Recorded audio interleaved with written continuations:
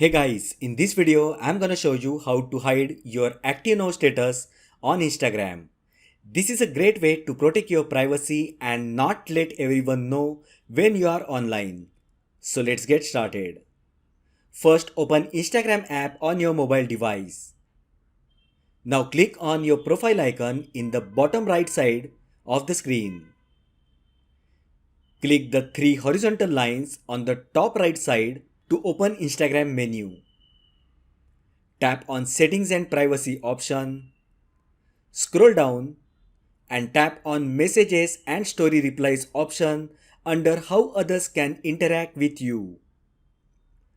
Tap on Show Activity Status option under Who can see you are online. Now toggle off the switch next to Show Activity Status. And that's it. Your Active Now status is now hidden from all other users.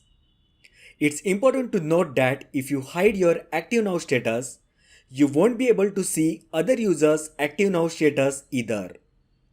So this is the great way to keep your privacy without sacrificing too much functionality on the Instagram app. So that is how you can hide your Active Now status on Instagram. If you find the video helpful, then like the video, share with your friends and subscribe to my channel.